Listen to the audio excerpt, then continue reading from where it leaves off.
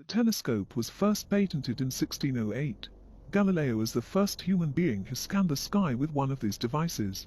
But this date would have to be revised and placed much further back. Exactly 3,000 years ago, in ancient Mesopotamia, all this because of the Nimrod lens. It is also known as the layard lens. It is the oldest optical instrument that is preserved. It could be part of a telescope that the Assyrians used to observe the universe. In 1850, a British explorer Sir John Layard found in the old palace of Nimrod a strange circular object. It was a small circular crystal, a little oval, flat and resembling a modern lens. Sir John, convinced that his find was very special, immediately he delivered it to the British Museum. Further analysis would prove that the lens is incredibly ancient. It was built more than 3,000 years ago by unknown artisans of the Assyrian Empire. However, what was its function? Why is there only one of them? Why was not this useful technology adopted, but was forgotten for almost 2 millennia?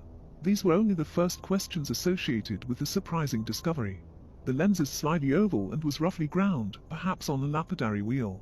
It has a focal point about 11 centimeters from the flat side and a focal length of about 12 centimeters. This would make it equivalent to 3 times magnifying glass. The surface of the lens has 12 cavities that were opened during grinding, which would have contained naphtha or some other fluid trapped in the raw crystal. The lens is said to be able to focus sunlight, although the focus is far from perfect. Because the lens is made from natural rock crystal, the material of the lens has not deteriorated significantly over time. The Nimrod lens is on display in the British Museum. In 1850, the first archaeologists were just beginning to discover the nature of ancient societies. It was hoped that future excavations would provide more clues as to the function of the peculiar find. However, decade after decade there was nothing but silence. It seemed that the object found by Sir John was unique among the Assyrians. The British Museum's way of dealing with this mystery is somewhat peculiar. The museum states that the lens had little or no practical use.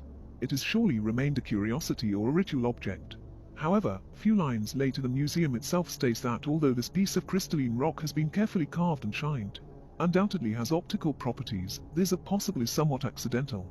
The function of the lens is not clear, with some authors suggesting that it was used as an optical lens and others suggesting a decorative function. Assyrian craftsmen made intricate engravings and could have used a magnifying lens in their work. The discoverer of the lens noted that he had found very small inscriptions on Assyrian artifacts, which he suspected had been achieved with the aid of a lens. Italian scientist Giovanni Pettinato of the University of Rome has proposed that the lens was used by the ancient Assyrians as part of a telescope and that this explains their knowledge of astronomy. Experts on Assyrian archaeology are unconvinced, doubting that the optical quality of the lens is sufficient to be of much use. It is not necessary to explain the reason why many consider this position foolish. It is, in truth, a unique object. How can we explain the mystery of a layard lens? Could it be that they actually found it by chance? In any case, no one knows for sure how the layard lens worked, and surely by now nobody can know. It is a mystery that will continue to ignite the imagination of academics and fans of ancient history. What do you think?